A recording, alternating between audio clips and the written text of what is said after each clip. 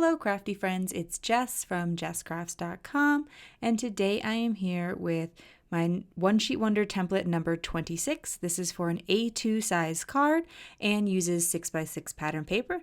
You'll make two of the exact same card from a one piece of 6x6 paper with no scraps. You can download a PDF that shows you how to cut and how to assemble your set of cards. I wanted to use this oh so jolly large sentiment from Mama Elephant. I cut it out of foil paper and then I cut it 2 more times out of simple white cardstock so that I could glue them all together and get this really substantial, layered, beautiful, like focal point image or, well, sentiment. So here I'm going to flip through my papers to pick which one I think will work well with this sentiment because it isn't very readable on a lot of them, but I also wanted to do the gold foil because it's beautiful at Christmas, and because this paper pad, which is the Spellbinders Christmas Traditions pad, has a lot of gold foiling in it, and so I wanted to kind of pull that out of my background paper. So here I'm testing them all, and I eventually decided to go with this confetti dots paper, but there were a couple other papers that I think would have worked well, depending on what look you were going for. This particular One Sheet Wonder is very, very simple, but it's a great chance to showcase a large piece of paper that you really like or a large section of a piece of paper that you really like, and a good opportunity to include a large focal image such as this. So you cut it down to 3x6, and then you cut a 3/4 inch, these are all inch measurements, piece off the bottom, and that's where you're going to ground your sentiment. But the 5¼ by 3 inch piece is that big panel that goes on your card. I'm not going to mat that panel. I'm going to leave it right on the card base, but I'm going to use a craft card base so that it pops off a little bit more than it would on a white card base. I am going to round the corners. So technically those little 2 corners that I chomped off would be scraps, but they're not scraps that I would use. To me, that is just garbage. So, to me, this still fits within the definition of a One Sheet Wonder. I will, however, mat the piece of pattern paper that is that long skinny strip, because if I use the same pattern and I were to glue it directly on, it would just kind of get lost. So that matting really helps for adding just a little bit of pop off of the paper for the area that I'm going to use as my focal point for the sentiment. I did want to add some kind of little image to the card, and particularly I love adding little critters. I thought it was also a good opportunity to pull in some more of the red. There is some red in the paper itself, but when I pulled in the red matte, I thought it could use just a touch more red, so I picked this cardinal from an older Lawn Fawn Christmas stamp set, and I'm going to color it with some red Copic markers. I'm using R27, R17, R14, and then a YR07 for the beak and the feet. This is very, very simple coloring. I just added my shadow to the back of the bird and then blended it out, starting with the darkest and going to the lightest. Next up, I'm actually going to use like a sub-sentiment. So I have the big oh so jolly, but I thought I could use just a little bit more than that. And again, just a little bit more red.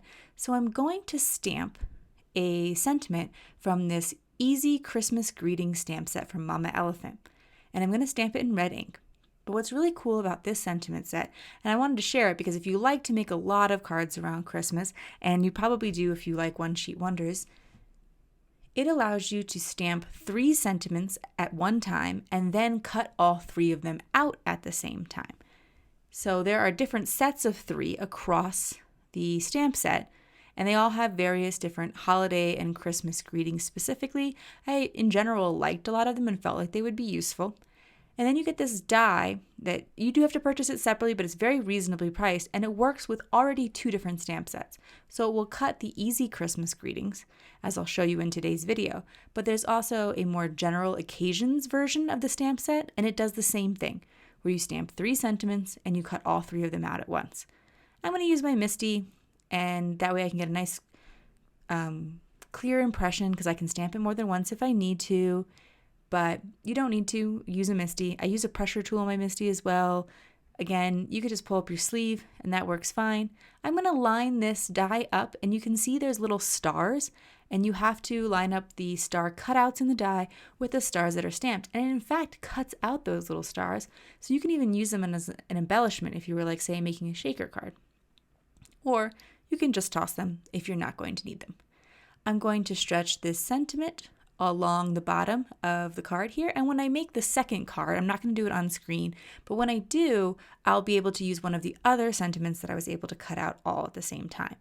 And I do like to kind of just stamp and cut a bunch of these so I have them on hand for maybe when I'm doing a 6x6 paper pad tutorial or just making a bunch of cards with 12x12 paper.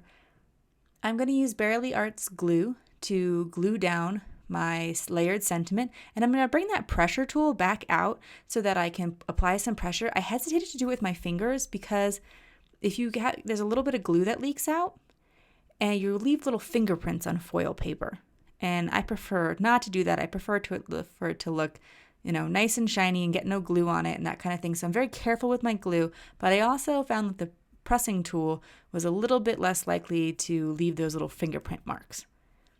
Next up, I want to add my bird. I happen to have the dies for this set. I have very few dies. I usually cut out with my ScanNCut, but I cut it out with the dies, and I'm going to add a little bit of foam tape behind it. It's not actually foam tape. It's just 2 scraps of cardstock glued together, because why buy foam tape when you can use your scraps? And that will be it for my card today.